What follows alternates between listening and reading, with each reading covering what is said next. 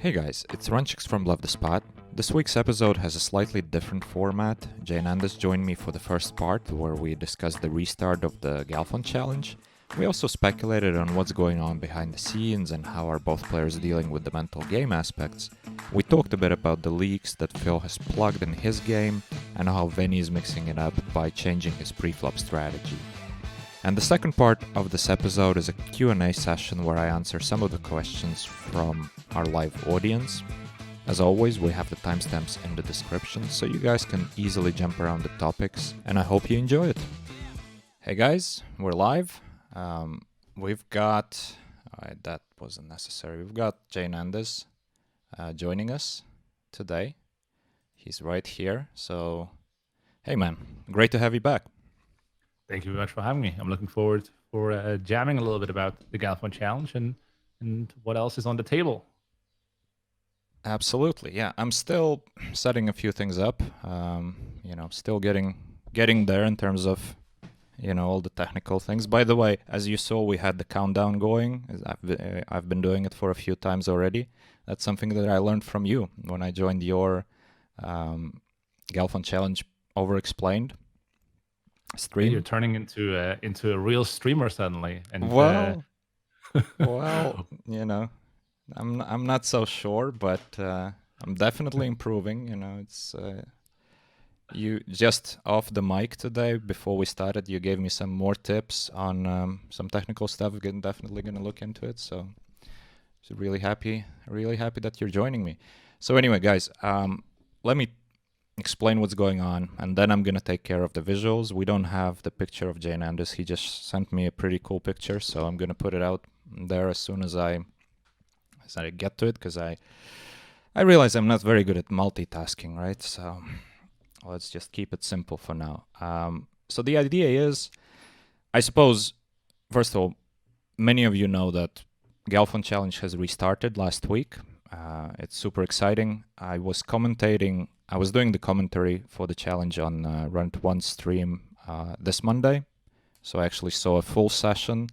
JNandez, of course, has been doing the highlights analysis, like an in-depth review of the hands, which is really cool. So he saw some things as well, and that's why I asked him to join us today. I want to talk a bit about the Galfond challenge, and then today we're going to make it a short stream. JNandez can't stay with us the whole time, so whenever you need to go, you tell me, and then we turn it into a Q&A session with my viewers, so you guys are more than welcome to shoot your questions in the chat. Absolutely. When you hear the door banging, it's my girlfriend who wants to eat dinner, and then I have to leave. So right. It's unknown. There's some variance in here, guys. Okay, sounds good. So anyway, while I'm going to be messing around with putting up your picture, so how much have you been following the restart? Yeah, it's interesting. Finally, Galfond Challenge obviously restarted, and everyone has been asking themselves, are there adjusted strategies, and are we going to see some turnaround, or is Phil kind of come around with a new strategy? And that's, I guess, also part of today's talk. And we have been doing like 2 recaps so far. We want to move it more into a weekly or every second week type of format, because I've realized that the format that we have chosen is not optimal. It goes too long. It's too much in depth. And we want to do something that is basically a great addition to the challenge and not something that is very similar to it, essentially. And therefore, we're trying to still find our way into it in terms of how to provide additional value and grow the space of PLO by finding the right format. And one of the things that I've been investigating on is I was trying to look into how this match goes between Linus and ActionFreak, because these two guys have been battling for many weeks now at 50-100 heads up PLO. And obviously ActionFreak is in the pipeline for the Galfond challenge. So I've been wondering, are these guys playing different than Veni, than Galfond? What are the differences there as well?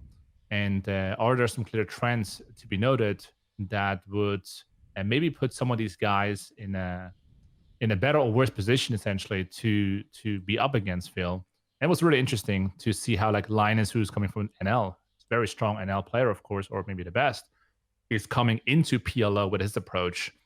So I've been following the Galfond challenge in terms of his big winning day, of course, 180,000. But also, I've been looking a little bit left and right to see who is up on the pipeline and how is this entire thing going to continue in the next couple of weeks and months, because this is a long-term thing essentially. Yeah, it very much is a long-term thing. And did you find anything like? Were you able to see anything interesting about the Linus and ActionFreak battle? I mean, both these guys have no fear. That's one of the things that I've realized. Yeah. They have no fear. They are gonna pull the trigger if they think they have a good combo. They're definitely very precise. Like, they use a lot of creativity in their sizings. And what I mean with creativity is creativity in how they would run the sims. Not necessarily, they're not gonna like switch up their sizings all over the place in a specific hand, but they would actually use particularly small sizings in certain situations that I haven't seen yet in the Veni versus Phil game. So I'm interested to see like how Phil is going to react to that when ActionFreak comes around the corner with probably some strategies that he hasn't seen so far. And I think that these sizings and the way they both play, Linus and ActionFreak, are very, very solver oriented. At least when it comes to Linus, extremely methodical.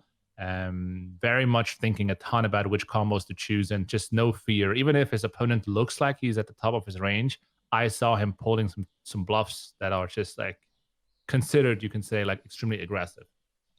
Right. Interesting. So how do you think the fact that Phil, after Veni, who did he have lined up? He has Chance lined up and he has the Thirst Lounge, right? Yep. So basically, well, I don't want to say weaker, let's say different type of opponents. So it's going to be a switch up for Phil. Right now he's obviously playing the top of his game against a very strong opponent, which is Veni. Then two weaker opponents, and then you're going to get ActionFreak, who's preparing like crazy at the moment. Do you think that's going to be a problem for Phil, or he's going to manage? I mean, define a problem. I think he's going to be an underdog in the game because ActionFreak battling Linus heads up at 50-100. We're probably looking at like the top 5 in the heads up game that are getting exponentially better, because when two of the best players are playing each other day in, day out for real money, for real stakes, like they're going to get a lot better quick because they have to. There's a lot of money at stake. And the improvement that ActionFreak will experience in the next couple of months leading up to the Galfond challenge, I think, is something not to underestimate. Although Phil has a similar deal now with Veni, he's going to be facing, as you said, completely different players afterwards that are it requires Phil to take on a different approach against those guys, where Action just comes in, plays against a good player all like during the entire time frame, or at least a very strong heads up PLO player. So obviously Action is going to be better prepared. But who knows what Phil is able to do. I mean, right now he's also turning around the Veni challenge so far. Yeah. What do you think about that, actually? Because when Phil took a break, obviously it was minus 900,000 euros, so $1 million, to put it simply. A lot of people were saying, oh my God, Phil is outclassed, Phil should quit. I was having a sort of unpopular opinion that I don't necessarily agree that Phil is outclassed. It's too early to say. It's been only 10,000 hands. A lot of people got quite upset with me saying that. I don't know why. Because I really believe that 10,000 hands wasn't enough to make any conclusions. It was clear that Veni came in better prepared with better set of strategies, but the match doesn't end in 5,000, 10,000 hands. It's a long match. Absolutely. I mean, the game in itself, like heads up PLO, if you play 100 hands, the winner is not going to be the same. Or I guess the edges are not the same as in this scenario. There are different things at stakes here. You're going to be tested at on different metrics. One of them is, of course, the game in itself, but also it's about picking up a read on your opponent or adjusting to the way they are playing, but also adjusting to the length of the challenge and being able to maintain, maybe even improve and get into the right flow of things when it comes to your mindset and your focus. Phil has been in the first part of the challenge, struggling with focus. He has been struggling with making optimal decisions. He said that multiple times. And we haven't really seen much adversity for Veni. Now things are turning around, and these are all humans at the end of the day. And I think we do underestimate how both players are reactive to swings, and how that could also affect the quality of play. Yeah, that's a very good point because we've seen Phil handle his swing with a lot of style. I think there's not many people who could have done any better in terms of just taking it on the chin and keep going. Keep focused. He took some time off. Obviously, worked a lot on his game. He plugged a lot of leaks. From what I've seen on Monday when I was doing the commentary, he definitely improved pre-flop. And with that, obviously, his ranges and his frequencies post-flop became much more sensible as well. So he's not making those simple mistakes, which was to be expected, because there were some things that he definitely needed to plug real quick, and there are luckily quick fixes.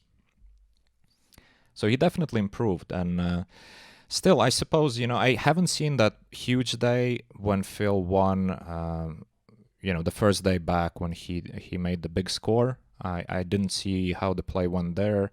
On the day when I was doing the commentary, Phil won 90,000, I believe. And it didn't look like there was anything very special going on. There was obviously a lot of variance. Phil got the better side of the variance in like 3 big pots, so that kind of explains the results, right? Which is basically how it should be in a close match like this, The swings of 100,000 or a bit more, they are to be expected. These guys are playing over 500 hands every day, so, there's going to be a lot of those. What am I like? Yeah, like over 100,000 days. What I found really interesting, I don't know if you've noticed, by the way, but so on Monday, Veni started limping for the first time. So basically the first hand of the day, or almost the first hand of the day, was a limp. And that was really surprising, and I love it, because I think, obviously limping strategy is part of the GTO, if we want to go that way. So the fact that Veni wasn't doing it before, it's just a testament that he probably saw that Phil was overly aggressive with his 3-bets, and then he was not playing really, really tough in the 3-bet pots. So it was in Veni's best interest to just apply pressure with a sort of exploitative strategy of 100%, or all of his range was opening, either open or fold. Whereas now, when he saw that Phil is gaining some momentum, Phil obviously did a lot of work away from the tables and improved his basic strategies. All of a sudden, Veni decides to switch it up and introduce a new aspect to the game. And obviously, Phil now wasn't exactly ready to play against it, right? Because all of a sudden, he can't really 3-bet the same range that he was preparing because, well, Veni's opening range is much tighter, and also Phil doesn't have that much experience in playing in the limp pots with such a huge SPR. Absolutely. I mean, the adjustments that Phil made pre-flop, they prepared him well for the strategy that Veni was playing before. So it was obviously in the best interest of Veni to switch it up and take Phil out of his comfort zone and start limping, introducing, as you say, a new element. I did cover the 180K day for Phil, and basically I kind of concluded as Phil had a lot of really strong hands at showdown or at rivers, on rivers, and Veni just paid him off. And I think within reason, because Phil was actually bluffing a lot on later streets in the first 15 days of the challenge, and there had to be this one day or multiple days where Phil just has it on the river over and over again in big pots, and Veni just keeps calling essentially. And I think that also threw him a little bit out of the comfort zone on that end, and then basically boosted Phil up in terms of his confidence in comfort zone. So I think it makes sense to switch it up then and change momentum, start limping, which I was surprised in the first place wasn't part of the strategy to begin with. But maybe one reason could be that if Phil V-pips too much and also 3-bets too much, it might be even better to just open raise all your hands and fold some of the hands instead of playing them at all. But it looks like in terms of slowing Phil down, it is probably best to start limping and making the pots smaller than Phil would like to be. And not only to slow down with momentum, but also to lower the chances that Phil can actually turn this entire thing around and then also win the side bet. Right. But there's also, of course, the fact that, just mixing it up, making it as complex as possible for Phil, right? So that Phil can't catch up quick enough. That's probably the best bet for Veni. So keep switching the strategies, keep introducing new things. Because in fact, after the stream on Monday, Phil came on the call, and we asked him a question on, so how come there was no limping before? We thought limping is not even allowed. And Phil said that, in fact, he has no clue why Veni hasn't limped at all. He was expecting him to limp, right? Because obviously Phil played with Veni before, and, probably anybody that Phil could have asked about the opinions on Veni, they would all say, of course, limping is part of his strategy, as it is with any other player at these stakes, right? So it just goes to show that, Phil was expecting him to play a specific strategy from day one, and Veni comes in with a completely different strategy. So from day one, he knew that he's going to try to make things difficult for Phil all the time, so that Phil is constantly playing catch-up. Or at least that's my speculation. That's, I think, what happened. That is a good point. And do you think it's an exploit for him to just come into the challenge in open raise all the hands that he plays? I think so, because if it was that, because initially I thought, well, maybe it could be that he saw that Phil is clearly 3-betting too much and Phil is not comfortable in some of the spots, so let's exploitatively get rid of the limping strategy. But I think it's rather the case that he didn't have a limping strategy to begin with. He just came in with a completely different game plan, because he knew that Phil was preparing to play against Veni the way Veni usually plays. True. Right? So probably, if that's what he did, and I believe that's what he did, I think it's a great move. And it's just great to see that both of these guys, they keep trying to adapt to each other. They keep trying to exploit each other, which is obviously always going to be the case. Both of them are top players, and the challenges of such length that, there's a lot of room for improvement for both of them. You have to keep, switching things up, making things difficult for the other guy. So what do you think? How have these two guys approached the break? Right, that's a great question. Let me think about it a bit, because I actually talked after the restart. I did have a conversation with Veni, so I asked him a few questions, and now I'm thinking how much I can reveal to the public about what he was doing on the break. Maybe you could talk about Phil. I can talk about Veni, because I don't know anything about it. Yeah. About it. All right. So, but Phil, I don't know, man. I think obviously he probably took a few days off. I hope for him, that would have been a smart thing to do. Just completely switch off. I think that's what he did, and then just go back to the lab, so to say, right? And clearly he did it, because obviously he improved dramatically, and in situations which, to be honest, it's surprising that he didn't improve quicker within those 15 days that they played. Or even more than 50 days, because they had some days off in between, right? So it was a bit surprising that he didn't improve by then, but, it definitely is clear that he did improve. He worked a lot, and that's how he spent his time. I don't know how much how seriously was he considering to quit? That's an interesting question, because another thing that I find interesting in the way this was handled is that basically there was a complete silence from Phil for this whole duration. Like, no news. A lot of people, maybe majority, like most of the people, actually thought that Phil is quitting. And all of a sudden we get this tweet with 2 words. I'm gonna, whatever he said, I'll keep playing. Yeah, keep playing. I think that's a pretty smart move as well. Because he basically keeps his opponent guessing. Veni can't know for sure whether the game is continuing, whether the game is not continuing. And like, if we just think from a personal perspective, it's not so easy to fully commit and keep fully focused on working on your game when you think that there's a huge chance that this is over. You know you can't celebrate just yet because it ain't over till it's over. But at the same time, it's a tricky spot.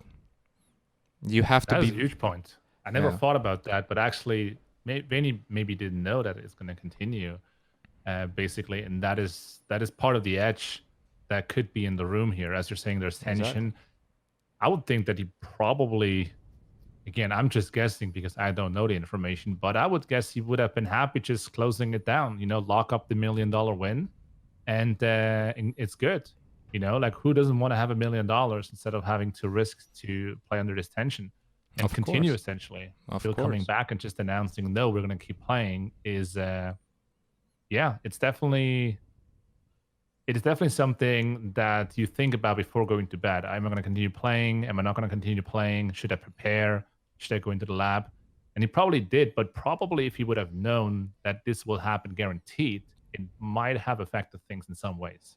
Yeah, that's the thing. When you know it's guaranteed, then there's basically no second guessing. There's full commitment. You go to work on your game, you're going to be fully committed because hey, on 1st of March or whatever, the 3rd of March, we're going to play again.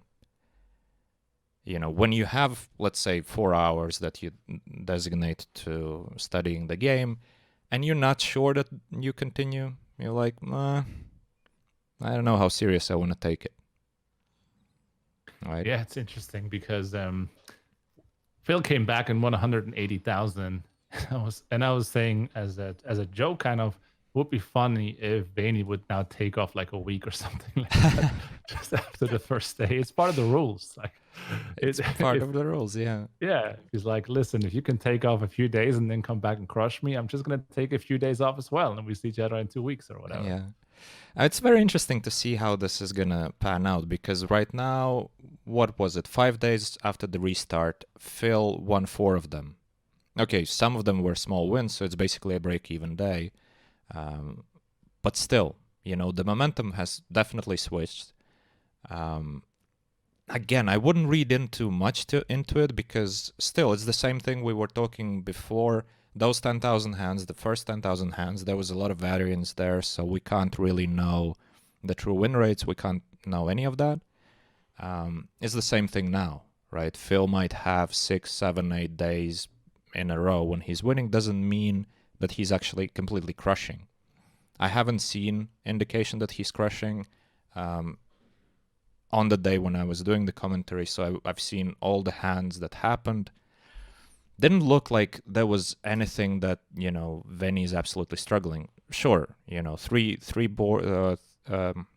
hands where basically the variance was on Phil's side, and so you get 90K, fine, but that's no indication of anything really. Yeah, and of course there's just like, running, having your best bluff catcher, being up against the better hand a few times. It's not being tracked. There's no EV that reflects basically if you're running bad in that scenario. But also it creeps into your mind. Like, your opponent was bluffing 15 days in a row. You called. It always worked basically, or most of the time. Suddenly you're calling and calling and calling. You're always wrong. You start thinking to yourself, did he stop bluffing me as much? Like, am I actually overcalling here, or what is exactly happening? And most likely there are very small changes that happen in that regards. But it has to mess with you when you call big spots, and it just always has it. Oh yeah, absolutely. And also, like, if we think from purely psychological perspective, and that's something that every player has experienced, and every player, seen it happen, at least to somebody else, but for sure to himself as well, If in your mind at some point you sort of lock down the win, or not lock down the win, but let's say, you're having a great day, whatever, you're winning like something that is big for you, let's say 10,000, you're winning 10,000, and you feel like, oh, this is amazing. So you're checking your graph, 10,000, 10,050, 10,500, amazing, right? And then as soon as you go under that magic number, sort of all hell breaks loose. You stop being confident. Now every single dollar that goes in the minus from that big number sort of hurts you. Obviously, in one session, it's simple. You just quit or you make a break. You reset your mind, and then you slap yourself and say, what the hell am I doing? I'm not even supposed to check those results. It don't matter, right? But that happens. That happened to me. That I'm pretty sure it happened to everyone, In this situation, it's on such a bigger scale. Because if we think about it, from Veni's perspective, basically you have like 1 million that you won, kind of. You don't know if the challenge is going to continue, but, you can't not think about that 1 million. It's sort of there in your mind. You probably take a few days off, maybe a week off. You have to get back. And now the results are going down. So now it's like $500,000 or something, or $600,000 that Veni is up, which is still huge. If somebody would have told them starting out the challenge that, hey, you're going to win 600,000 plus the side bet on this challenge, he would be like, yo, I'll take it. It's a great result. Yeah. When you're up $1 million, and then all of a sudden, and especially with this break, when you're already sort of considering like, okay, do I have that $1 million? Do I not have it yet? Is he coming back? Is he not coming back? And then things go down. It must be pretty tough, because in general, I know Veni is extremely good with handling variance, right? Because he had some pretty nasty swings in his life, and he's no stranger to these things, and he definitely has a very, very good mindset. But even with a great mindset, that's a tricky spot to be in. With this break, with this beautiful number of 1 million, and then things just go south all the time. Especially with this challenge, because it's there's such a big media hype around it.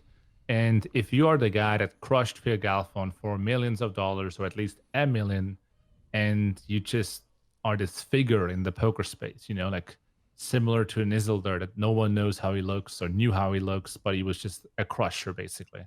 And then you have that sort of for a couple of days, like you have that fame, you have that status and the money in your mind, at least somewhat, and then that gets taken away from you, or at least potentially, that definitely messes with you, because we are all fear. Like in some ways, we're always thinking about fear. What is the worst case scenario and how bad would it be? And losing it all back, like not even the 300K or 200K, but losing it all back, the entire challenge, like all the money, the side bet, and also the entire, it's kind of, I wouldn't say it's embarrassing, because obviously it isn't, but the way people are going to deal with it on social media is pressuring. If you lose it all back, and then like you're not going to, like it's going to be there's a lot of pressure for Veni if he would drop down to, let's say, a 200K win, because then a lot of it is at stake because he was at that high point before, and then that gets taken away from him. And I think that has to mess up consciously. Not now with him, but if Phil has another 200K day, it could be critical. Who knows? Yeah, that's a very good point. And imagine Veni in this case is not even publicly known, right? So whatever the publicity around it, he sort of has a little shield that nobody actually knows. I mean, not nobody, and obviously people know him, but the general public doesn't know who he is, doesn't know how he looks, etc., etc. So there's a bit of that protection. But imagine how Phil handled his 900 or 1 million swing. Basically, all the media attention, so many haters on Twitter, so many bullies of like, oh, Phil, you suck, you just a washed up pro, this and that. All the pressure on top of actually losing $1 million in 15 days, which sucks. How he handled it, it was just incredible, and that's tough. And at some point I thought, like, is he really handling it that well, or is he putting up like a front just because he needs to sort of represent that he is this very mentally strong guy, because that's part of his image. But I actually believe that, he was very, very straightforward and very honest in all of his tweets and all of his discussions, and completely open with all the media and on all the podcasts when people were asking him how he feels. I actually think that he wasn't hiding anything. Well, what's interesting about this pressure is that the other contestants, they are known. Chance is known. There is Brandon Adams. There is ActionFreak. And these guys are a little bit better known. And they look at this pressure from social media. And they should also, I mean, they probably think about that as well. If they lose a ton of money, if Bill Perkins loses loses the challenge, well, I guess the 400K, no one is going to go crazy because it's not a lot of money. But if someone like Chance is going to get crushed for a huge amount because their challenge is 50,000 hands, like what is that going to do to his image and also to the entire social media presence? It can create a lot of not only pressure but also sort of toxic environments, and I'm sure like if there is some real blood on the streets, quote unquote, in terms of someone getting felted for a lot, the question really becomes then, was it really worth it? Because if Phil would have lost 2 million, and we don't know how it's going to end with Veni, but let's imagine he loses $2 million and the challenge. Like, yes, he got a hype, but at what price? Yeah, exactly. Exactly, at what price? Because, if he purely sees it as a marketing stunt, and obviously he doesn't see it as a marketing stunt because, Sure. Clearly he actually enjoys the challenge. But yeah. Well, some days he enjoys more than others. That's for sure, yeah. That's for sure. But yeah, coming back to the issue of Chance, I think Chance sort of hedged his bets a bit because he's not pretending to be an expert in PLO. He is very much present in the tournament scene. And of course, I mean, I know I've played with him many times myself, and I know that he plays in a lot of high-stakes PLO cash games. Yep. But it's not heads up. It's sure he still plays heads up as well, and I've seen him play heads up, and he's a decent player. He's a good player. He's not pretending to be like a very GTO-oriented guy, but if the stacks are deep, he's really imaginative, tough opponent. So in a sense that if he gets felted, there's not so much surprise there, I don't think. Sure. That makes sense. For somebody like ActionFreak to get felted, yeah, that would sting. But at the same time, like, he's not a public figure to such an extent that he would care, really, right? For Chance, he has his coaching business, he has, his media image, and all the other things, sort of the things that could be influenced in a negative way from the challenge, but they won't because, he didn't come in there saying, hey, I'm going to beat you, Phil. He came in there basically saying, okay, Phil, if you give me good enough odds, let's find some time, let's do it.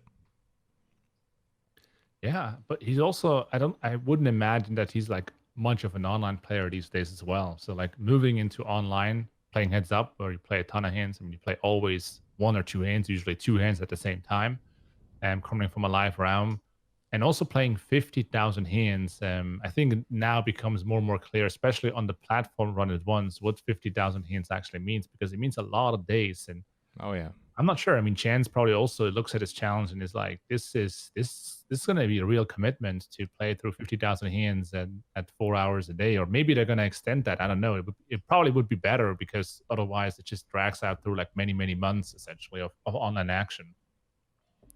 Yeah, that's true. I don't think it's 50,000 hands though. I think they reduced it to 35, but still, 35. 35 is still quite a bit longer than Veni's challenge, and this is already taking quite some time, right? And mind you, Chance is a busy man, right? He travels all around the world for the tournaments. He has his business commitments. So yeah, I'm sure he's looking at it like you said. He's looking at it and thinking like, damn it, what did I sign up for? You should get him on the podcast, basically. Oh yeah, that's a good idea. I mean, especially once the challenge is coming closer. I love this guy. He's so funny. He's really, really good guy, especially to play live against him. You know, whenever He he's at definitely the table. understands. Yeah. He definitely understands networking and people and creating a great atmosphere in live games for sure. Oh yeah, absolutely. All right. I gotta jump off the call. My girlfriend is gonna. All right. Well, is JNandez, gonna- listen, thank you very much for coming over. I really wanted to talk about the challenge, the restart and all. So thanks for sharing your thoughts. When are you gonna be back on the Galfond challenge, by the way? Do you know that already? I don't know yet. No, I don't know yet. But yeah, I'll inform everybody as soon as I know. Probably, actually, no idea. I have no idea. I will do it again for sure. I love it. It's great fun. Yeah, I think you also have a lot of talent for it. So I think it would be nice if you would be on there more often. I see that the guys here in the live chat, they left also, they left you some questions. So probably jam over those a little bit as well. Yeah. And yeah, let's stay in touch. All right, And all the best of luck. Thank you. Enjoy your dinner. Thank you very much. Bye-bye, guys. All right, guys. So JNandez is out, and I really appreciate that he found the time to join us today. It was on a short notice, you know. I just, right after doing the commentary on Monday, I thought, well, first of all, I was really interested in what happened with, Veni introducing the limping strategy and the whole aspect of how Phil played the psychologically, like a psychological warfare against Veni in a way of, the way he didn't disclose any information to anyone what's going on, etc., etc. So I thought it was really interesting, and I wanted to hear what JNandez thinks about it himself, because of course he's doing the review, in-depth review of highlights as well. So if you haven't seen it, actually go check it out. Anyway, the plan for the rest of today, first of all, I'm not planning the usual 2 hours. We probably do a bit less, but I'm here to answer your questions. We do a little Q&A. Doesn't have to be all about the challenge. Let's just go with the flow. And let me check the chat, what's going on so far. So first of all, yeah, I see some guys have been enjoying the commentary that I was doing for the challenge. I really appreciate that. That's cool. And so there's a question. How much of Phil's decision to continue do you think had to do with the fact that he doesn't want future opponents to quit on him? I don't know. I don't really see the connection there of, if Phil quits, nobody's gonna, the future opponents are not gonna quit on him necessarily, right? They would keep playing. If he keeps playing, there's a bigger chance actually that they might quit, right? Because they see, first of all, they see how much is the 25,000 hands and whatever they sign up for. And also they see how Phil is improving, but I don't think anybody is surprised by the fact that Phil is improving by so much. It was to be expected, so it's all good. So yeah, I'm not sure if that was part of his, consideration when he was thinking whether or not to continue. So yeah, I know VeniVidi, and can I bring him to the podcast? It's totally his decision. I totally understand why he's keeping a low profile, and I think he's probably gonna keep the low profile. I'm not gonna try to persuade him to join the podcast, because when the time is gonna be right, he's definitely gonna do some publicity, and his story is gonna be super interesting for a lot of you guys, to hear how he handled all the aspects behind the scenes. It would be super fun, but I don't think he's very keen to do the publicity. Especially, I don't even want to bring the subject up right now. He's too busy focusing on what's at hand, which is Galfond, who is improving. You need to keep focusing on that, right?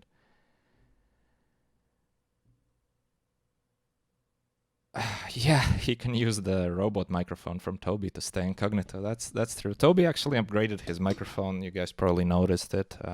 He's been doing some good audio now.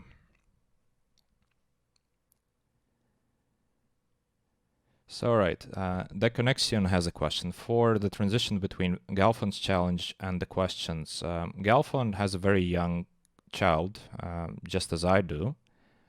What does it change for a professional poker player? How do you adapt? And what are the implications for Galfond in this challenge?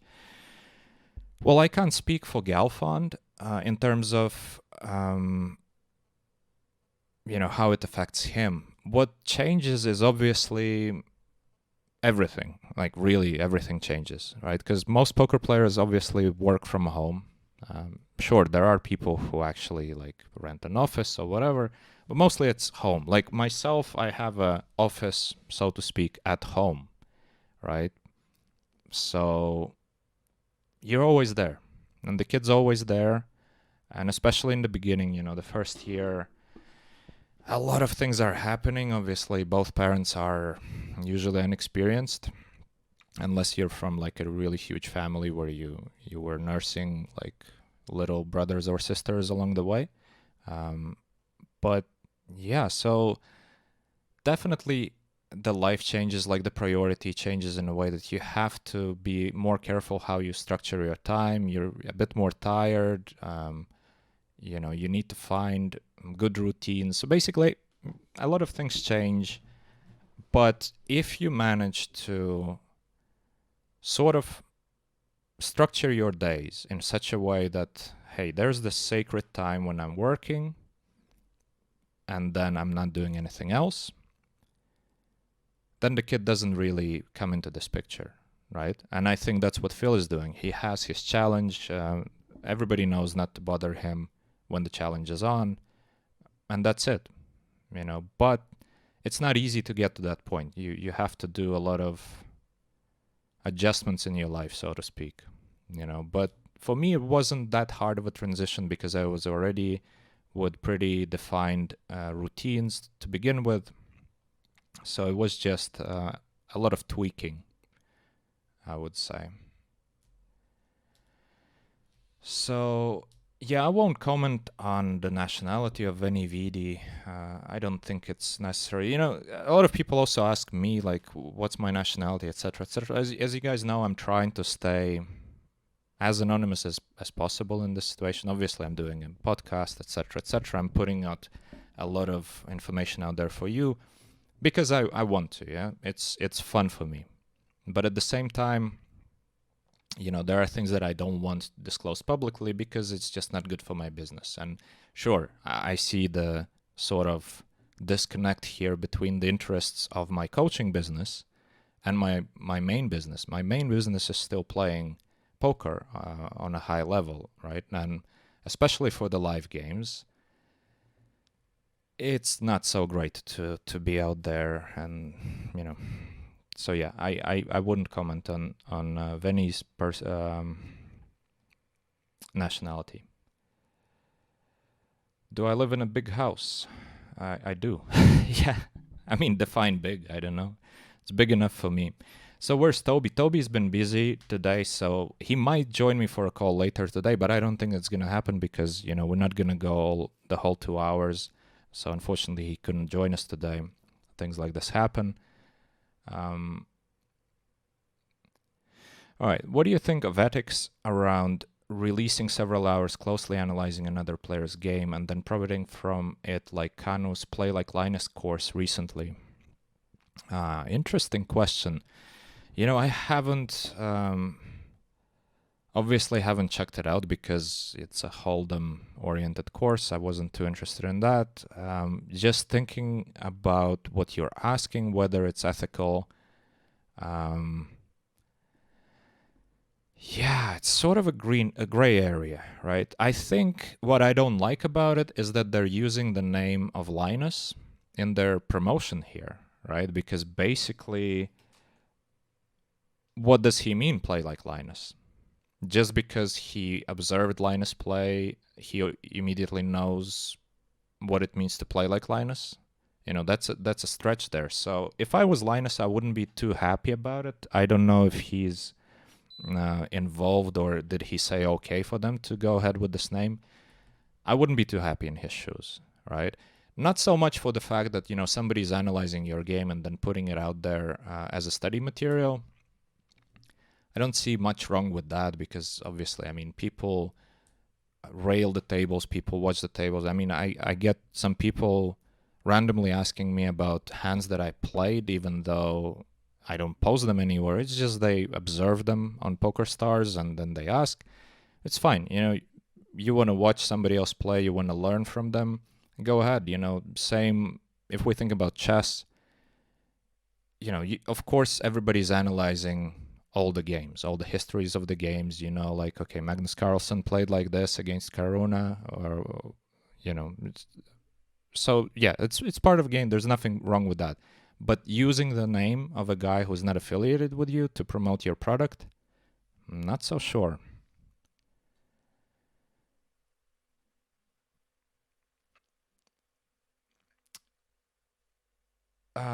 Yeah. So somebody's asking if I'm not Adam Savage's brother. Well, this is a picture of Adam Savage, the guy from Mythbusters, right? So yeah, it's not me, it's him, it's Adam Savage. So far, he hasn't reached out to me and asked to take his picture down. I had picture of him for the longest time on PokerStars as an avatar, so that's why I'm using. Hopefully, he doesn't mind,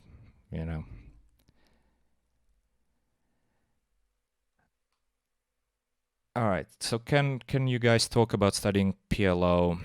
What does typical study session look like, GTO versus exploitation? Well, first of all, I have to say JNandez is out. Shall I remove his picture? I feel like I should, because for viewers who just tuned in, it might be a bit confusing, because he's not here anymore. He just joined us in the beginning to discuss the Galfond challenge for a bit, and well, anyway, let's keep the picture of him for now. I don't want to mess around with the settings here. So studying PLO, as with any other game, it all depends on your starting point, right? Let's say if you're studying chess, right? You would be first, probably a good idea to learn the moves, right? The legal moves. But then there's basically several schools that, one school would advise, okay, you start with the openings. Another school would advise, well, you start with the end game, right? And then you reach the mid game.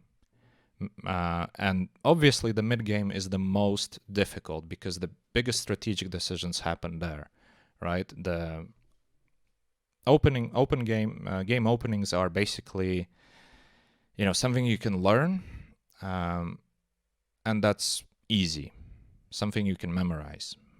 Same goes for end games. You recognize the patterns, you memorize, and then you execute.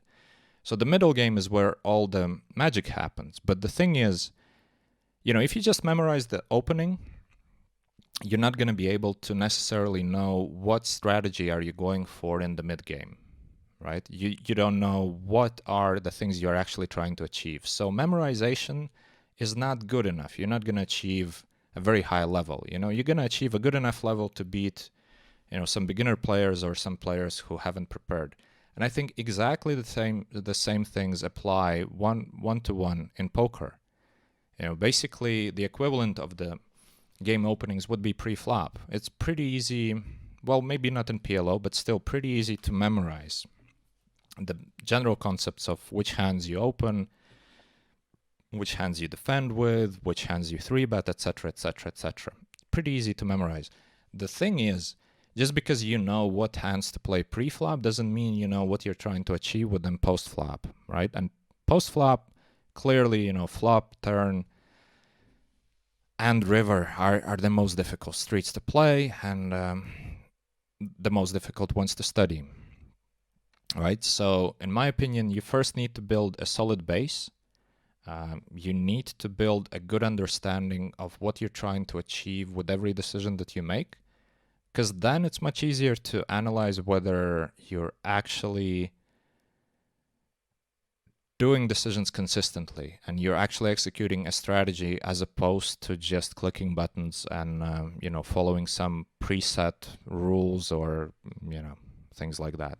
So that would be like a short general answer. But, as to what exactly to study, I mean, with each and every one of my students, I see that everyone needs different things in the beginning, because obviously the starting points are different. But hopefully, over time, it all converges to the same direction of the studies, But it starts with building the common framework for understanding the game and working on your game. I hope that makes sense. So, and yeah, GTO versus exploitation. Obviously, GTO is something you need, because if we talk about GTO and exploitation can't be executed without GTO, because if you don't know what is the base strategy, then what do you mean you're exploiting? You're deviating from your base strategy. If you don't have a base strategy, then by definition, whatever you're doing is not exploitation, it's just guesswork, right? You don't have a set strategy. You're just always making decisions on the fly. Sometimes they're right, sometimes they're not, But same goes, even if you know the base strategy, let's say the sort of starting point of GTO, just because it doesn't mean you're always going to make good decisions. I mean, I make a lot of mistakes in my games, and I recognize those mistakes. I see them, pretty much every session that I play. There will be several hands. Let's say I play 1,000 hands in a session. I would probably have like, I don't know, like 3 hands that I'm actually not happy about, and there's going to be like 5-6 hands that I actually want to investigate further, and and it's always the case. I mean, it's been the case for years. It's just the quality of the questions and the in-depth of the studies that I'm facing right now is on a way different level than it used to be for me, let's say, some 5 years ago. All right.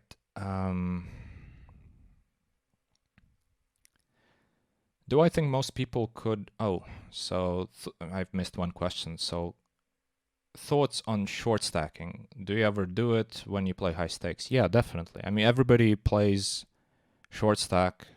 At high stakes, you have to be able to play any stack depth. You have to play short stack. You have to play 100 BB. You have to play deep stack. Because the thing is, if the game is worth playing, you have to play it. You can't just quit because you're not comfortable playing against a specific stack depth. Like, imagine if you are sitting there with 100 big blinds and you're really comfortable with it, but everybody else is sitting with 40 big blinds. Well, guess what? You're playing a short stack strategy because everybody is short. So, Muggy is asking if I think that most people could reach my level of poker.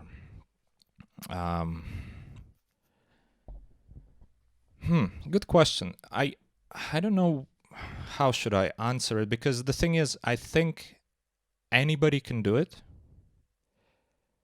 but not anybody will want it, right? Because at some point you realize how much work it is.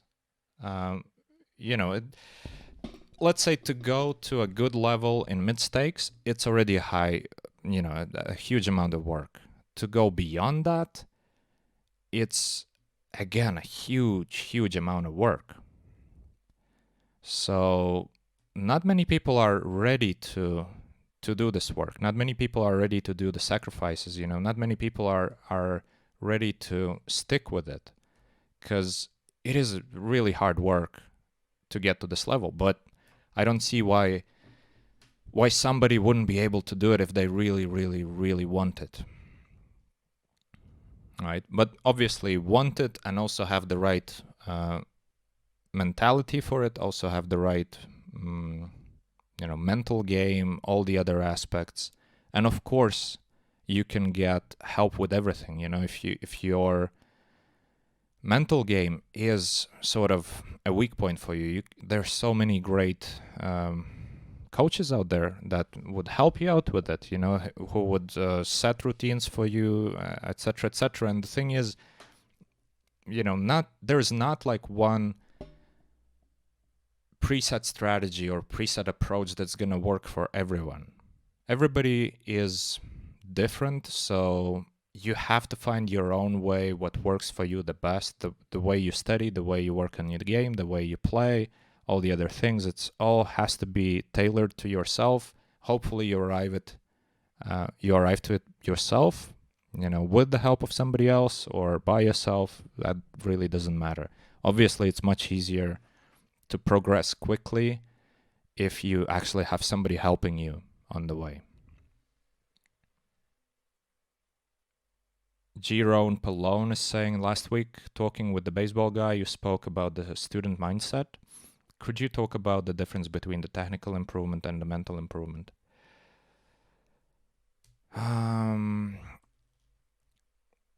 All right, good question.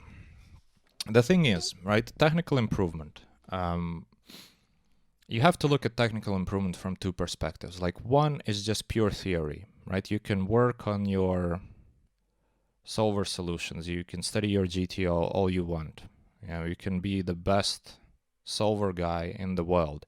If you can't execute the things that you learn in game, it's worth nothing unless you want to be like an expert commentator or something. Somebody gives you 5 minutes to analyze the hand and you're going to be like the best guy out there to do the analysis. Well, good for you, but that's not how you make money in poker, right? You have limited amount of time to make the decision, so that's what counts, right? So basically you see there's two sides to technical improvement. One is you just improve the theory. The second, you improve the way you can implement that theory. As to the mental development, well, again, like I said, I think it has to be individual for everyone. There's a lot of successful people who got to where they are with very different approaches, and I know that, if it works for you, it works for you, and that's all that matters. Obviously, there are the basic things that you definitely can't afford to do, or, definite mental game leaks that you can't afford to have at any level in poker, right? So getting to that level, like the base level, is important. And again, there's so much material out there, so many, even like the podcasts or books, coaches out there for the mental game. Even on Bluff the Spot, whenever we work with my students, we focus on the mental game a lot because, again, it all boils down to you need to perform at the high level when you're playing, right? Just knowing all the theory in the world or just knowing,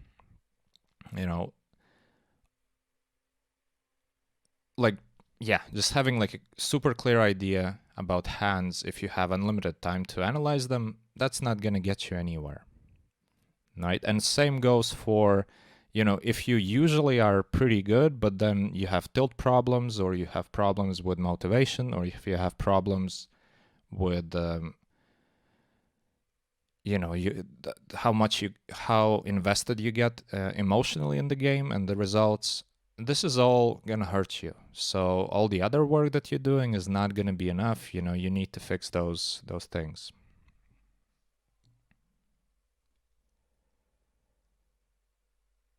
Yeah, I don't know if Linus didn't get some percentage from upswing. That's what I said. Like, if he's not getting, or he doesn't even need to get percentage. If Kanu asked him, hey, Linus, do you mind if we go with this name? And Linus said yes, I don't see a problem there. All right, but if they didn't ask him, then I don't think it's really cool. I assume they would have asked him because, otherwise they, I don't know, it would be weird. But yeah, but basically about that Linus thing, I was just saying that, I don't think it's a problem per se that Kanu or anyone else for that matter analyzes somebody else's game and then makes a product out of it. Not a big deal because, well, everybody realizes it's still just his opinion, right? It's not Linus teaching you how to play. It's Kanu's opinion on, what Linus does and how to play like him. Yeah, but just using his name, it wouldn't be very nice if there actually didn't get an okay from Linus for that.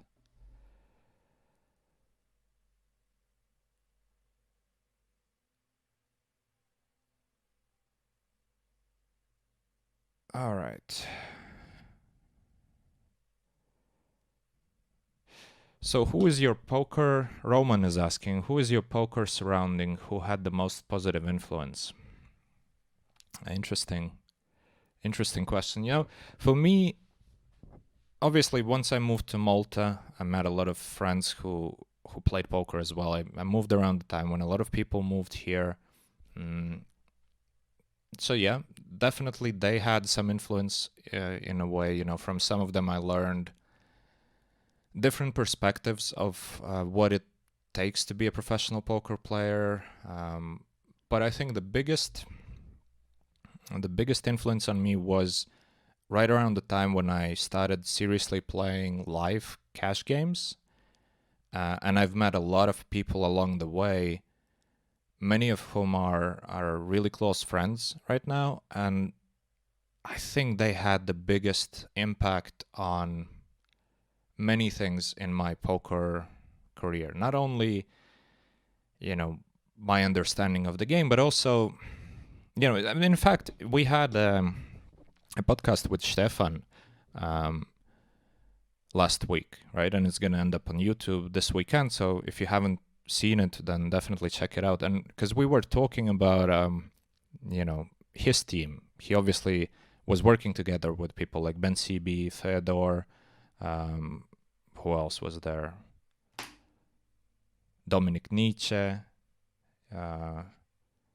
Rainer Kampe, and you know, the list just goes on. These people achieved huge success, which is just insane, right? And they were pushing each other, they were motivating each other. There was, you know, Fedor was the guy who was just pushing everybody to do things, and you know, so yeah, for him it was that team. For me, it was something similar, not to that extent, you know, but still, it was so useful to see different perspectives of people, you know, and especially when. Yeah, I remember the first time when I played the really high stakes in a live games. I'm coming into that game without full confidence. Like I'm actually thinking like, yeah, but I'm not good enough, you know. And then you got a bunch of friends saying like, man, you're gonna crush it because like you're doing great online and you've been playing live a lot before as well. So you know, just go for it. So that little push, that was really useful for me because without that, I don't know if I would have gotten into the high stakes cash games as early as I did, because I probably wouldn't have tried, right? So it's yeah, I think that was a big influence on sort of the trajectory of my career anyway.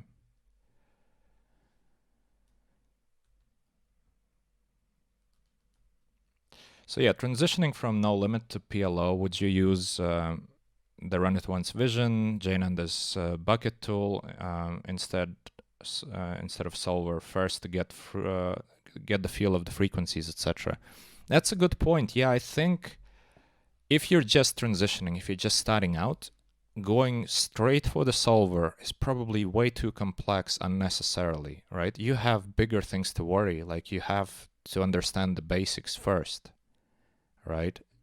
Too much information is not always a good thing, right? So just because you have a really complex solution on the solver doesn't mean you actually need it. It doesn't mean that that it's actually going to be useful for you, right? It's always more important to build a solid base, a good framework for how you work on your game, and then actually do it, then work on it. So yeah, the products that you've mentioned, the Visions, JNandez, all those are probably a better choice starting out than just going straight for the solver and trying to, you know, do the magic there. So, opinion on the recent outrage over private high-stakes games in casinos. How much time do we have, guys? Let's see. Well, the thing is, this outrage is not really recent, right? It's been maybe not so publicly, but these opinions have been voiced for the last 5 years or so, 3, 4, 5 years, right?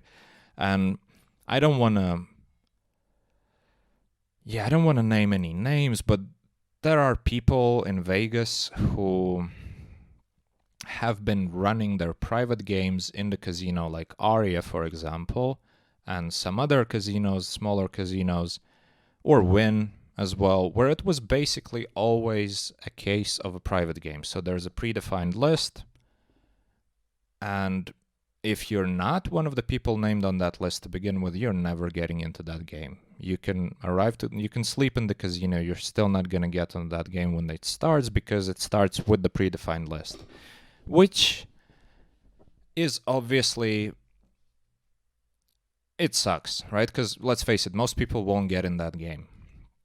I managed to get in those games a few times, so I can't really complain because, it worked out for me. But, you have to know the people. You need to want some of the people in the game to actually play against you.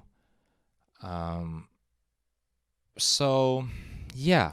It's sort of a tricky spot. Like, obviously, I don't like it because there's too much politics involved and there's too much disappointment. Sometimes you feel like, as a professional, you go and you try to start tables. You would be like sitting in Bellagio or Aria, for 3 hours playing a 300 or 400 miserable game, which nobody wants to play it, but you play it, and then you see that all of a sudden some special recreational players show up, but they're playing exactly the same game that you're playing, except they're playing it in a more private area. Same stakes, same everything. It hurts, right? Because you feel like, well, the casino is letting us down in a way, because they are happy for us to start the game and to do sort of all the hard work while they're taking the rake, and all the other stuff. And then, they allow that shit to happen. That being said, unfortunately, a lot of the guys, even at the high stakes games at the table, and by the guys, I mean a lot of professionals, are plain fucking boring people. People who you don't want at the table. If you go to casino as a recreational player to have fun, and you got 7 people on a table with their headphones and just no conversation whatsoever, everybody's like texting or shit like that, it's just so insanely annoying. I don't like to play these games, and I'm a professional, right? But I hate these games. I'm like it's miserable. So why do we have these private games? Well, because we have too many people who are basically ruining the experience for everyone. There's especially like another thing about live games, right? So let's say you're playing like a 100-200 game, right? And there's going to be one or two regs, and it's a bit high for them. They're taking a shot or whatever. But the recreational player wants to put a straddle on. He's going to say, hey, let's do a round of 400s, right? There's always this one guy who says, no, I'm not going to do the round of straddles. Just, Jesus, why are you sitting at this table? Obviously, there's going to be a round of straddles. Obviously, the recreational player wants to play a round of straddles. Obviously, it's not going to be one round. So when you're joining that 100-200 game, you better know it's not going to be a 100-200 game. Towards the end of the night, it might be 100, 200, 400, 800. If you don't want to play it, please don't join, right? But they're like, okay, the list was open, I can join, etc., etc. So it's sort of tough situation, because I understand why the private games are there. They're there for a good reason. If we don't allow the private games to run, the casinos know that those recreational players just won't come. They have better things to do. There's nothing more boring than sitting, you want to have fun, and you have like 6 guys with like 0 eye contact, and you don't hear a word from them. And plus, some attitude of entitlement of, you just... give me everything. I don't know anything to anyone. I'm not here to entertain. I'm just here to work. And I'm not here to straddle. I'm not here to run it 3 times if you want. I'm just doing my thing. It's just annoying. Anyway, I went on a rant here. I guess you knew that this is going to happen when you asked that question. All right. Robbie Expert is saying, on the list, I suppose...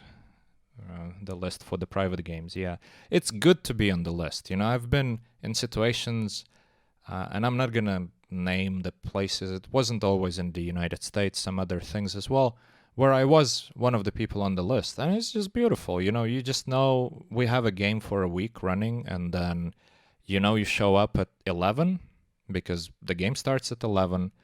And it doesn't matter what the waiting lists are, what's going to happen. You get your table and that's it. And you play. So to be on that list is great. And those games are always so much fun because everybody's sociable, everybody's there to have fun. It's just wonderful conversations, great fun, great experience. Mostly the recreational players are just fascinating people who achieved a lot in their business careers or whatever careers they had. And, they have fascinating stories. It's just great as an experience. Right? So to be on that list, to be on that game is great. To not be on that list and to see that game sucks because you're like, well, this is not fair. But at the same time, if we think about it, well, if there's no list, if there's no private game, then this recreational player is going to show up. He's going to see the faces of the sharks at the table with their headphones, and he's going to just go home.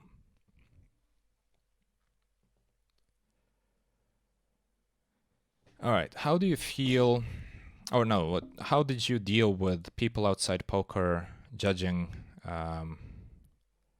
it as a job, especially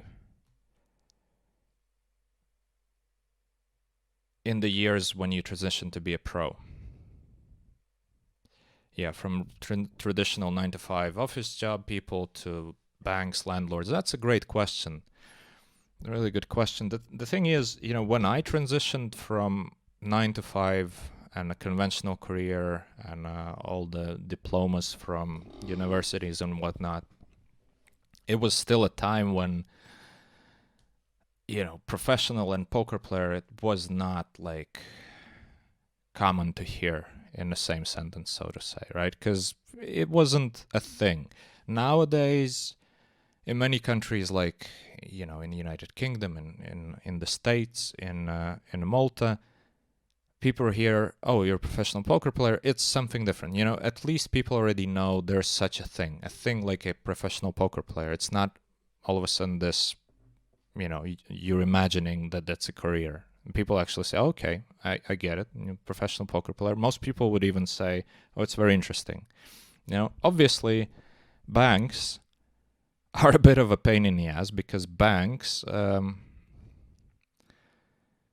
it's tough to deal with banks. They have their regulations, etc., etc. Unless you are in the country which has professional poker player as an entry in their list in the bank database, then they have like huge eyes and look at you and like, what exactly do you do? Like, how can we classify it? Are you a professional sports person? What is this? So it's just a bureaucracy pain in the ass. But in terms of how, people judging, yeah, I don't know. I usually don't even try to explain to anyone. Like if I meet somebody that has nothing to do with poker and is just a completely different walk of life, if they ask me, of course, I would say, yeah, I play poker professionally. If they have further questions, I would explain a few things, tell them a few stories, and that's it. But I never try to sort of expand on it. I don't think it's that interesting. Sure, it's a different career. Sure, it's different to what most people do. But many careers are super interesting. There's plenty of things out there which are fascinating, yet people don't go around and, try to tell everyone that, oh, I'm doing this and that, and it's just so incredible because, everybody's busy with their own thing in the end of the day, and if somebody's genuinely interested, then they're gonna, ask you the right questions, and you're gonna be able to make them understand what you're up.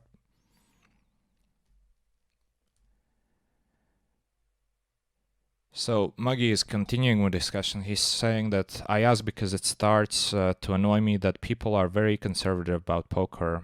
Me having to explain myself every time or not getting the same chances on renting mortgage, which I understand because it's something unknown to them.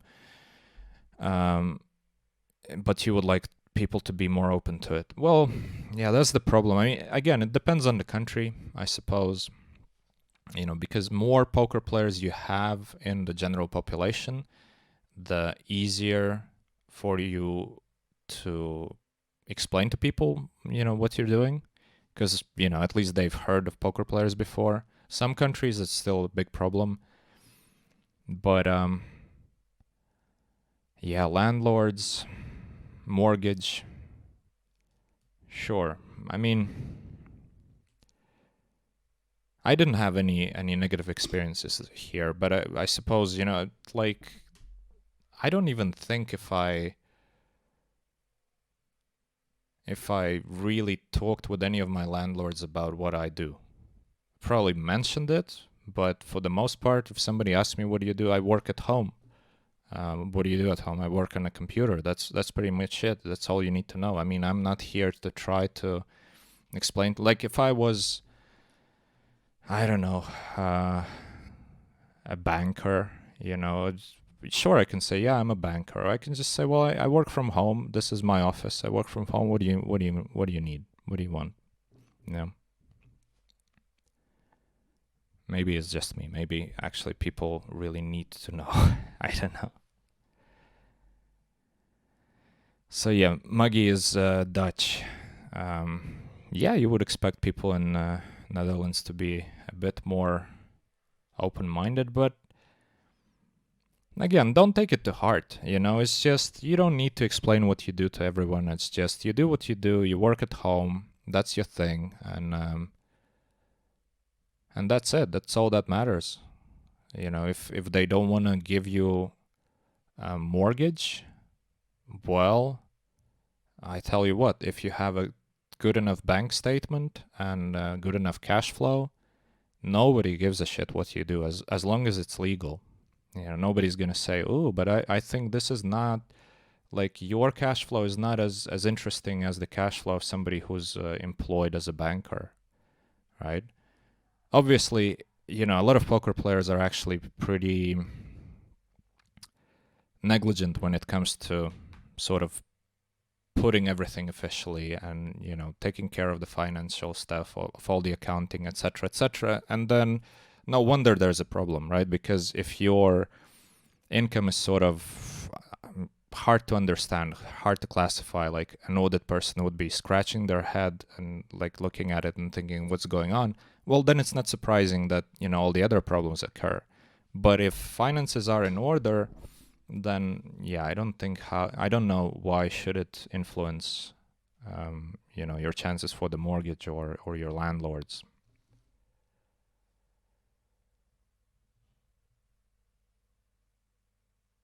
Yeah, just say you're in investing. It's kind of true. I don't know, man. It seems like if you say you're in investing, it seems like it's a bit misleading, right? You're sort of lying. I don't like that, especially like to your landlord or somebody, just to say that you're in investing to somebody that you're never going to see ever again and you just don't want to talk to them, and you would be like, yeah, I'm in investing, whatever, I don't, that's fine. But, to say to your landlord or a bank person that you're something you're not doesn't feel right. Especially if you're gonna have further interaction with them along the way. It just seems not a good idea. I wouldn't advise it. Just be honest, or either be honest or just still be honest, but don't disclose too much information. I work from home. I work on my computer. That's all you need to know.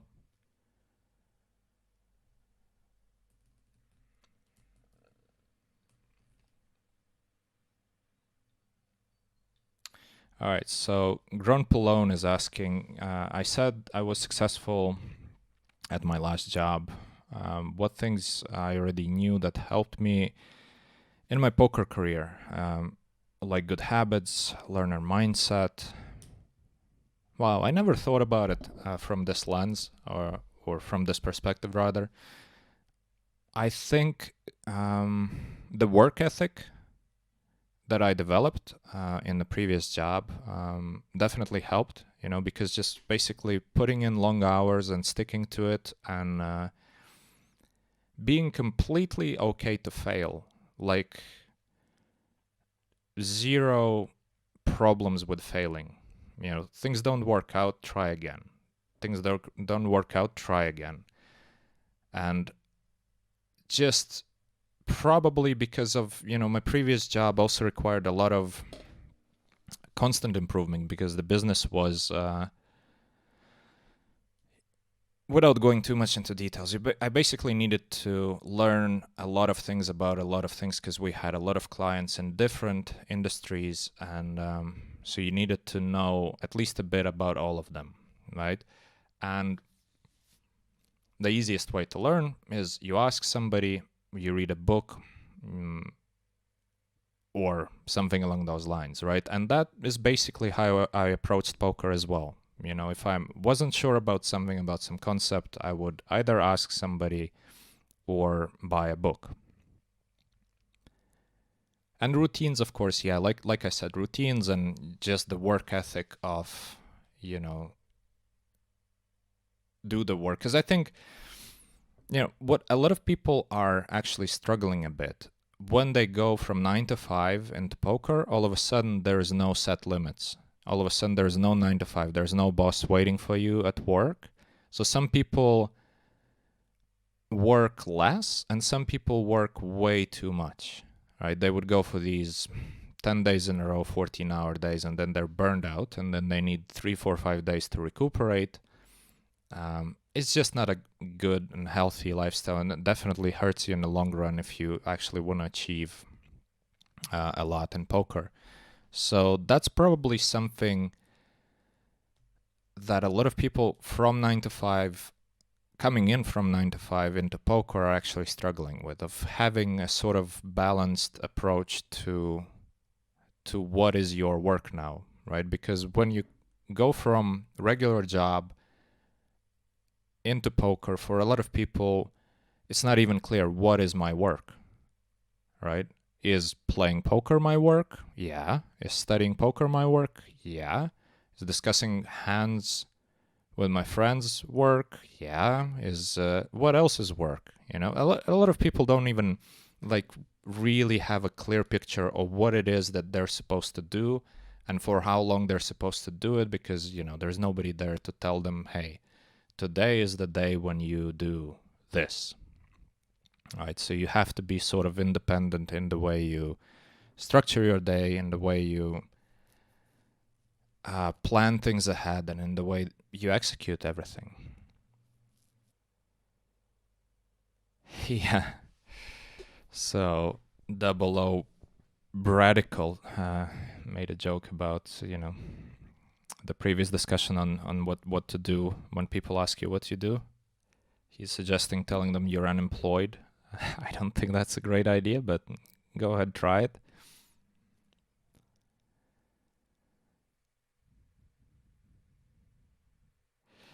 Yeah, and almost point about, even if you're in investment, it doesn't mean that your income is more stable than the poker player's income. So, it's obviously the bank. And why am I you guys, you talk to your bank yourself, you'll figure it out. I mean, if the bank sees a steady income stream over a long enough period of time, then obviously they view it as lower risk than, let's say, if they see somebody who just started playing poker 2 years ago, they had occasional, once in every 6 months withdrawal from the poker site, and then there's no history there. It's not really clear how regularly the money is coming, what are the amounts, etc., etc. Obviously, they're going to be suspicious, and who can blame them? They don't need to jump on every business. They need to be a bit careful with their investments as well.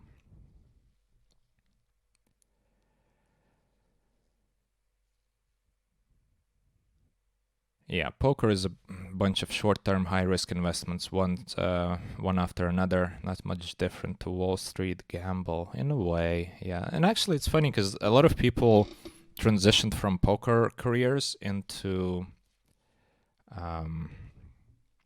investment banking.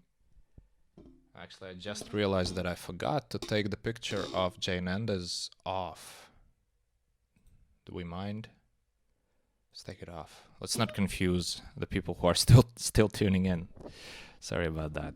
but we had him earlier, and he had some real good insights. All right, so speaking about investing, how would you start putting money in stock market? Since poker is a lot of money sleeps, especially in MTT poker players. Or how do you invest money in, if not in stocks? Well, first of all, I have to say that, disclaimer, blah, blah, blah. I'm not qualified enough to give you investment advice because I have no clue is the real answer. Right? At the same time, I mean, there's so many investment vehicles out there, stocks, real estate, venture capital, you name it. There's just plenty, there's even some more obscure exotic investments. There's more stable investment. You can bonds on whatever, just put the money in the bank for the negative percentage that they're paying you or things like that. There's plenty of things out there.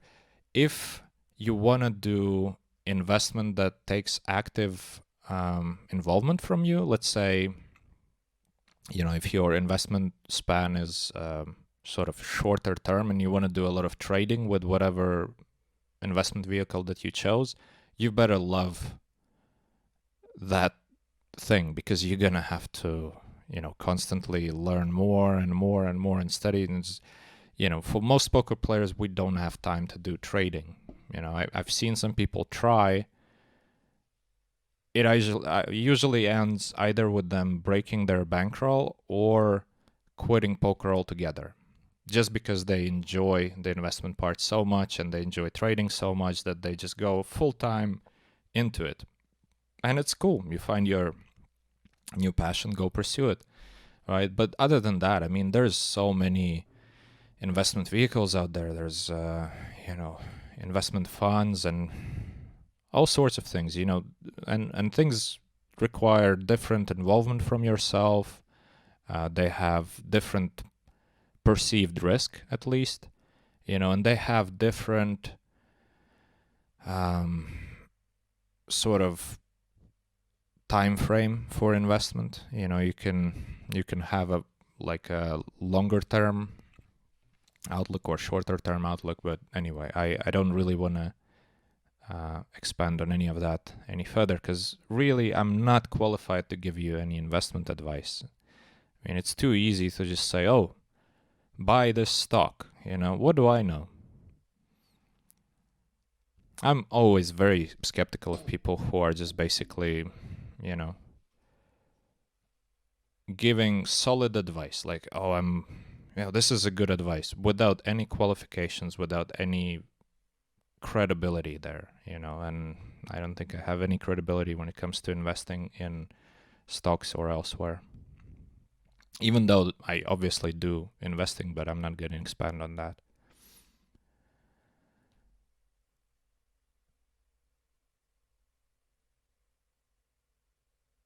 Yeah, so Robbie was saying that fund managers don't waste their time in the chat. Why is that? Because fund managers spend their time doing cocaine and hookers, not waste time on Twitch. Yeah, I suppose. That's probably very accurate. All right, guys. So imagine that I managed to catch up with all the questions. Actually enjoying this, I might stick around for a bit longer. Just to recap for those of you who just tuned in recently, we had JNandez in the beginning of this podcast. We talked about the Galfond challenge, a lot of interesting things we touched upon, about how Galfond changed his strategy, about the way he handled the swing before, about the way things are going right now, and how must Veni feel about it. Pretty much a lot of speculation. Hopefully you find it interesting. Go check it out on YouTube if you've missed the beginning. Let's play some Hold'em. Nah, that would be fun. By the way, you know what? We probably gonna post a video of me playing 6-card PLO either today or tomorrow, right? I recorded it yesterday, so I think we're publishing it. Yeah, I want to say today or maybe tomorrow. We'll see. Anyway, check it out. Go to my YouTube channel. If you haven't subscribed already, obviously subscribe and you're going to get the notification. It's fun. I mean, it's obviously not an instructive video. I was just, it was my first attempt at 6-card PLO. I did zero preparation for that session. So it's just me having a bit of fun. I just thought it's interesting that, PokerStars roll out a game that I've heard people play it before, but it wasn't, ever like hugely popular. So it's cool to see that, they're still mixing things up and introducing new games in the mix. Because, for sure there's going to be people who absolutely love that game and they're going to enjoy playing it a lot. I actually enjoyed that short session. I think I played like less than 20 minutes and it was really good fun.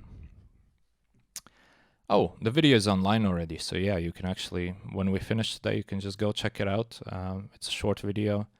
I mean, don't expect like solid advice on strategy, how to play the 6-card PLO, but you can laugh about some of my plays there and whatever. I had fun. Hope you enjoy watching it. All right. All right. You know what? I want to say that let's call it a day. It was an impromptu Q&A session. I really appreciate all you guys asking the questions. As always, we're going to be back next week with the podcast, and it's going to be more of a podcast. Today we did a completely special twist on the whole thing because of the Galfond challenge restarting, and I thought it's such big news, and I've seen such interesting things happening in the challenge that I wanted to talk a bit about it because I thought it's a hot topic. A lot of you guys want to know a bit about the behind the scenes that we have some information on, and and Robbie is saying there's no podcast with Toby. Man, yeah, I'm gonna screen grab this and send him a picture. I agree. We need Toby. But Toby's been busy today. Unfortunately, he had something else to attend to, so couldn't join me today. But I think, pretty sure he's going to be back next week. Anyway, check out that video. The podcast episode with Stefan is going to be live this weekend. There was a great episode. If you've missed it, definitely go check it out because this guy is just so smart, so humble, and I mean he's achieved so much, so there's a ton to learn from him. All right, so I'll leave you with this, and I think Arthur is going to be streaming in about 20 minutes, so keep an eye out on that. That's some further entertainment for you today. All right, guys, thank you all, and I'll see you next time.